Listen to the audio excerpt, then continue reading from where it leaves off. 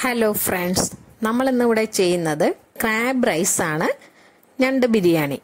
ഞാനിപ്പോൾ 1 കിലോ ഞണ്ട് ക്ലീൻ ചെയ്തെടുത്തതാണ്. ഇതിനോടൊപ്പം തന്നെ വെള്ളം മതി.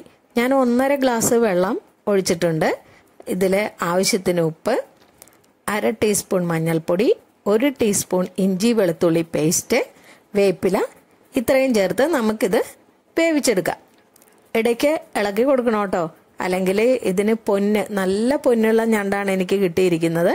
അല്ലെങ്കിൽ ഈ പൊന്ന് ചട്ടിയിൽ പിടിക്കും.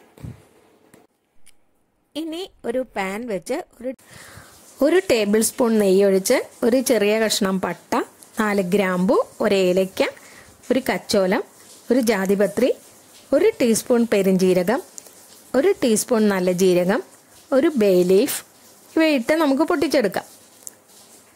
സാധാരണ ബിരിയാണി ഉണ്ടാക്കുന്ന പോലെയല്ല കേട്ടോ ഇത് ഉണ്ടാക്കുന്നത്. ഇതിന് മല്ലിയില, കാഷ്നട്ട്, തൈര് ഇതിൻ്റെ ഒന്നിൻ്റെയും ആവശ്യമില്ല. കണ്ടോ, ഇപ്പം മസാലക്കൂട്ടുകൾ എല്ലാം പൊട്ടിക്കഴിഞ്ഞു. ഇനി നമുക്ക് ഇതിനകത്തേക്ക് 1 പിടി ക്യാരറ്റ് ക്യൂബ്സായി കട്ട് ചെയ്തിടാം. ഇത് വഴറ്റിയെടുക്കാം. ഞാനിവിടെ ജീരകശാല അരിയാണ് കേട്ടോ എടുത്തിരിക്കുന്നത്. നിങ്ങൾക്ക് ഇഷ്ടമുള്ള അരി എടുക്കാം. അരിക്കനുസരിച്ച് വേണം നമ്മൾ വെള്ളം എടുക്കാനായിട്ട്. ജീരകശാല അരിയുടെ വേവ് 2 കപ്പ് അരിക്ക് 3.5 കപ്പ് വെള്ളമാണല്ലോ. പകരം ഞാനിവിടെ 3 ഭാഗം വെള്ളവും 1 ഭാഗം 2 തേങ്ങാപ്പാലുമാണ് എടുക്കുന്നത്. അതായത് 2.25 കപ്പ് വെള്ളവും 3/4 കപ്പ് 2 തേങ്ങാപ്പാലുമാണ്. അളവ് തെറ്റിക്കല്ല കേട്ടോ. അതായത് 3:1 റേഷ്യോ ആണ് വെള്ളവും 2 തേങ്ങാപ്പാലും. ക്യാരറ്റ് വഴന്നതിന് ശേഷം വെള്ളവും തേങ്ങാപ്പാലും ചേർത്ത് നമുക്ക് തിളയ്ക്കാൻ വയ്ക്കാം. ഇതിൽ 4 ടേബിൾ സ്പൂൺ 1-ാം പാല് പിന്നീടുള്ള പ്രോസസ്സിലേക്ക് ഞാൻ മാറ്റി വെച്ചിട്ടുണ്ട് കേട്ടോ. ഇതിന് തിളയ്ക്കട്ടെ. ആവശ്യത്തിന് നമ്മളിതിൽ ഉപ്പും ചേർത്ത് കൊടുക്കണം. കുതിർന്ന അരി സ്ട്രെയിൻ ചെയ്ത് വെച്ചിട്ടുണ്ട്. അരിയിലൊട്ടും വെള്ളമില്ല കേട്ടോ, നന്നായിട്ട് കുതിർന്നിട്ടുമുണ്ട്. വെള്ളം തിളച്ചിട്ടുണ്ട്. ഇതിലേക്ക് 1/4 ടീസ്പൂൺ കുരുമുളക് പൊടി ഇട്ട് കൊടുക്കാം. 20 മിനിറ്റ് വെച്ചിരുന്ന അരിയാണിത്. 20 മിനിറ്റ് കുതിർത്ത അരി ഇതിലേക്ക് ഇട്ട് 5 മിനിറ്റ് അടച്ചു വയ്ക്കാം. അതിനുശേഷം തുറന്നു വെച്ച് വേവിക്കണം. എന്താണെന്ന് വെച്ചാൽ ഈ തേങ്ങാപ്പാൽ ചേർത്തേക്കണോണ്ട് അത് തിളച്ച് പുറത്തേക്ക് പോകും. അപ്പോൾ 5 മിനിറ്റ് മാത്രം അടച്ചു വെച്ചാൽ മതി. പിന്നെ നമുക്ക് തുറന്നു വെച്ച് അത് വേവിച്ചെടുക്കാം. ഇപ്പോൾ നമ്മുടെ അരി വെന്ത് കഴിഞ്ഞു. ഓരോ അരിക്കും പല വേവായിരിക്കും കേട്ടോ. വെന്തിട്ടില്ലെങ്കിൽ വെള്ളം തളിച്ചു കൊടുത്താൽ മതി, ഒഴിച്ചു കൊടുക്കരുത്. ഇപ്പോൾ നമ്മുടെ ഞണ്ട് വറ്റിയിട്ടുണ്ട്. കുറച്ച് വെള്ളം അതിൽ ചട്ടിയിലിരുന്നോട്ടെ. ഇനി ഒരു പാൻ വെച്ച് 3 ടേബിൾ സ്പൂൺ സൺഫ്ലവർ ഓയിൽ ഒഴിച്ച് ഇഞ്ചി വെളുത്തുള്ളി പേസ്റ്റ് ഇട്ട് വഴറ്റുക. അതിൽ 3 പച്ചമുളക് 2ആയി പിളർന്നിട്ട് വേപ്പില ഇട്ട് വഴറ്റി അതിൽ ഒരു പൊട്ടറ്റോ ക്യൂബ്സായി കട്ട് ചെയ്തിട്ട് വഴറ്റി എടുക്കാം. പൊട്ടറ്റോ വലുത് വേണ്ട, ഒരു ചെറിയ പൊട്ടറ്റോ മതി. അതും കൂടി ഇട്ട് വഴറ്റി ഇതിൽ 3 സവാള നൈസായിട്ട് അരിഞ്ഞ് ഇത്തിരി ഉപ്പും കൂടി ചേർത്ത് നന്നായിട്ട് വഴറ്റിയെടുക്കുക. ഇപ്പോൾ സവാള നന്നായിട്ട് വഴന്നു വന്നിട്ടുണ്ട്. ഇനി നമുക്ക് അതിനകത്തേക്ക് വേണ്ട പൊടികളെല്ലാം ചേർക്കാം. 1/4 ടീസ്പൂൺ മഞ്ഞൾപ്പൊടി, 1/4 ടീസ്പൂൺ മുളക് പൊടി, 1 ടീസ്പൂൺ കുരുമുളക് പൊടി, 1.5 ടീസ്പൂൺ ഗരം മസാലപ്പൊടി, 1 ടേബിൾ സ്പൂൺ മല്ലിപ്പൊടി ഇവയെല്ലാം ചേർത്ത് നമുക്ക് വഴറ്റിയെടുക്കാം.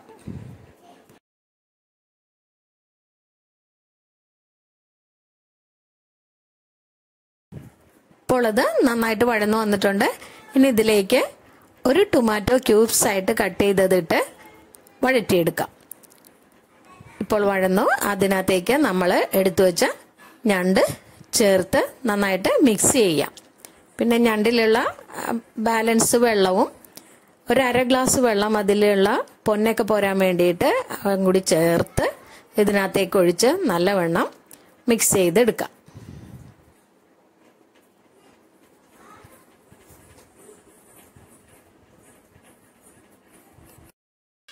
ഞണ്ടിന് ഈ പൊന്നുണ്ടെങ്കിലാണ് ഏറ്റവും ടേസ്റ്റ്. അതുകൊണ്ടാണ് അതൊട്ടും കളയാതെ തന്നെ നമ്മൾ ഇതിനകത്തേക്ക് ചേർക്കുന്നത്.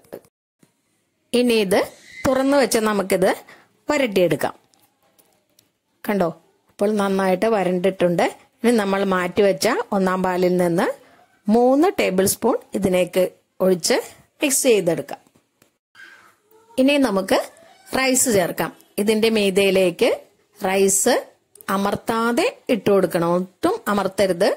ഈ തവി കൊണ്ട് ഇങ്ങനെ കോരി കോരി മീതയിലേക്ക് ഇട്ട് കൊടുക്കണം.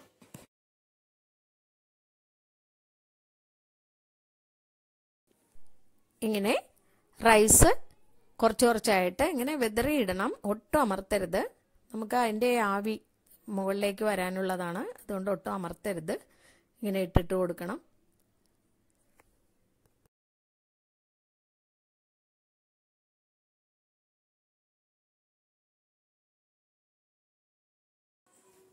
ദേ ഇപ്പോൾ റൈസ് എല്ലാം നമ്മൾ ഇട്ട് കഴിഞ്ഞു. ഒരു സ്പൂൺ കൊണ്ട് അതെല്ലാം ലെവലാക്കിയതിന് ശേഷം നമ്മൾ തലപ്പാൽ ഒരു സ്പൂൺ മാറ്റി വെച്ചിട്ടുണ്ടല്ലോ, അത് ഇങ്ങനെ ചുറ്റിച്ച് ഒഴിച്ചു കൊടുത്തതിന് ശേഷം അടച്ചു വെക്കണം. ഇനി ഒരു പാത്രത്തിൽ 1/2 ലിറ്റർ വെള്ളം തിളയ്ക്കാൻ വെച്ചിട്ടുണ്ട് നമ്മളിവിടെ. ആ വെള്ളത്തിലേക്ക് ഈ പാത്രം ഇറക്കി വെച്ച് ഡബിൾ ബോയിൽ ചെയ്യാം. 5 മിനിറ്റ് മതിയാവും. നമ്മുടെ ക്രാബ് റൈസ് റെഡിയായി. കണ്ടോ? നമ്മുടെ ക്രാബ് റൈസ് ഇനി നമുക്കൊരു സെർവിംഗ് ഡിഷിലേക്ക് മാറ്റാം. എനിക്ക് കിട്ടിയ ഞണ്ടിന് പൊന്ന് ഉണ്ടായിരുന്നോണ്ട് ഈ റൈസിന് നല്ല സ്വാദാണ്. ഇത് ഉണ്ടാക്കാൻ എളുപ്പമാണ്. വിശദമായിട്ട് പറഞ്ഞത് എല്ലാം കറക്റ്റായിട്ട് ആവാൻ വേണ്ടിയിട്ടാണ് ഇത്രയും നമ്മളെ ചേർത്ത സാധനങ്ങളെല്ലാം വിശദമായിട്ട് പറഞ്ഞത്. എളുപ്പമാണ്. എല്ലാവരും ട്രൈ ചെയ്യണം കേട്ടോ. ക്രാബ് ലവേഴ്സ് ഇത് ഒരിക്കലെങ്കിലും ടേസ്റ്റ് ചെയ്യേണ്ടതാണ് കേട്ടോ. അത്രയ്ക്കും രുചിയാണ് ഇതിന്. അപ്പോൾ എല്ലാ കൂട്ടുകാർക്കും ഈദ് മുബാറക്.